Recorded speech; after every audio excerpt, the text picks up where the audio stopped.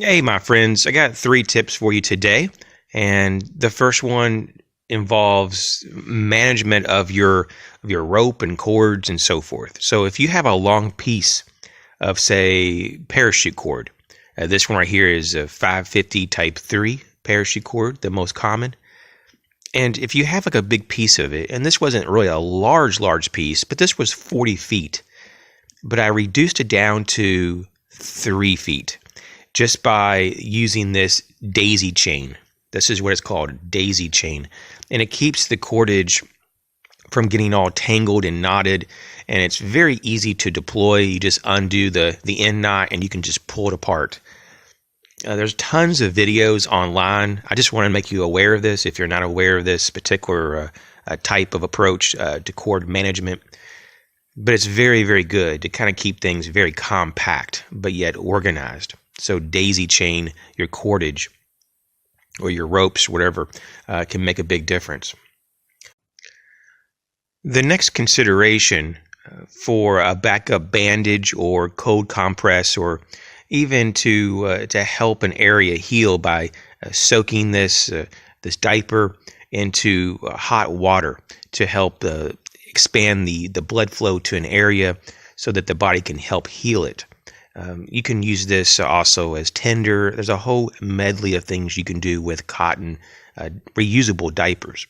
And these are fairly robust. This was, I believe, a Gerber brand, and they're made very well. And so, yeah, definitely don't overlook the reusable diapers.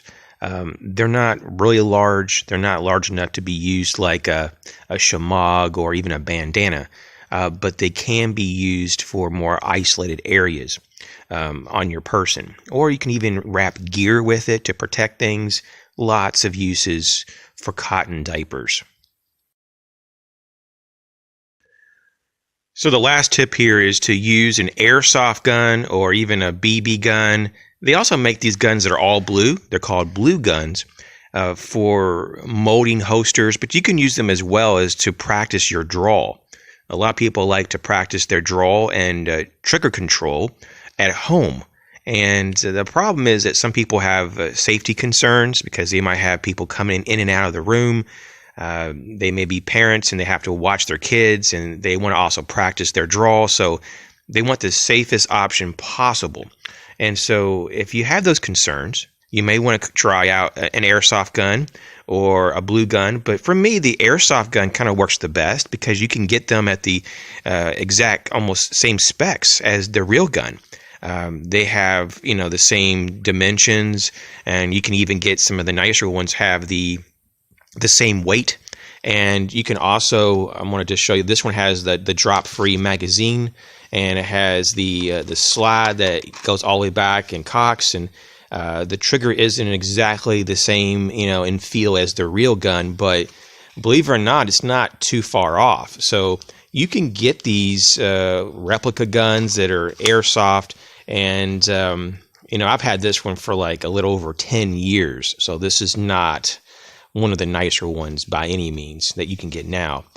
They have them now that they're all metal, and this is mostly plastic. But the reason this one has pretty good weight is because it has lead weights built into it. So you get the feel of it. It's just a little bit lighter than the real thing, but it's not too bad. But they do have the all metal versions available. And I got this one for like $8 back in the day. It was on clearance, and so it's just something to consider. I don't really use this for a lot of trigger practice, just because you have to pull back. The inherent design requires you to have to pull back this slide each time to cock the trigger, and it's just not really that practical. But I do practice drawing the weapon from the holster that's on the waist, for example, and then also just practicing switching out magazines and that kind of manipulation. And the magazines are not what you call exact replicas, but these also have lead weights in the bottom of the magazine, so they definitely have the heft. They feel exactly like the real deal. Even though this is a plastic and the real ones are metal, it still feels pretty close. So I just want to point this out. There's a lot of people ask me about this, about training at home. A lot of weapons are not even designed to be dry fired. Or if you do, you can put excessive wear on it.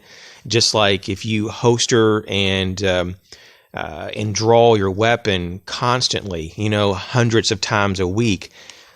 If you do that, you're going to have some slide wear. You're going to have some wear on your gun.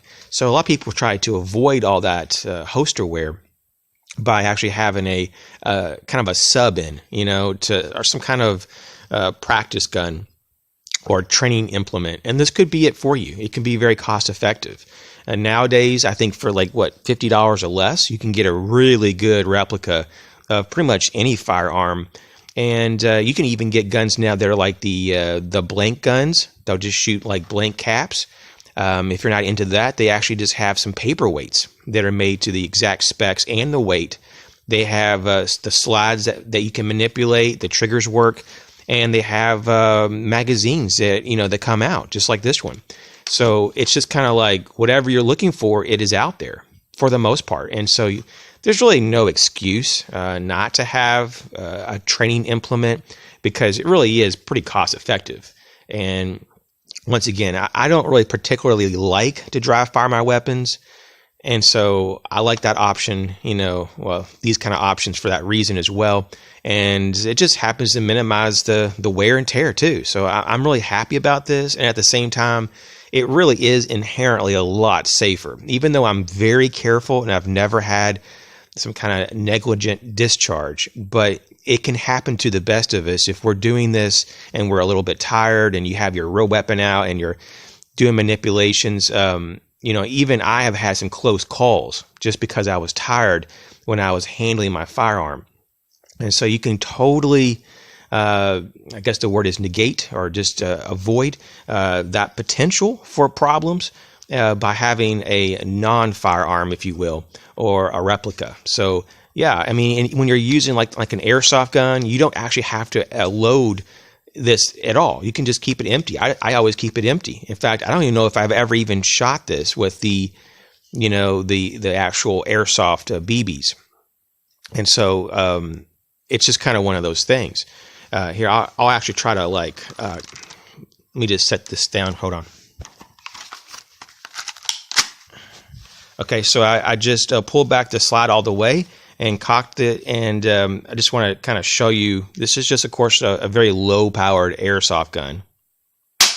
And, it has a spring in there, and it definitely, can be heard.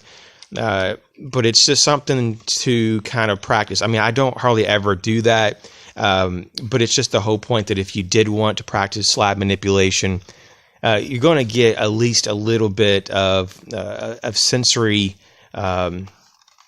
I guess what you call that, input to that action that you did. So it's not going to be like, oh, it's just a dead trigger or it doesn't do anything.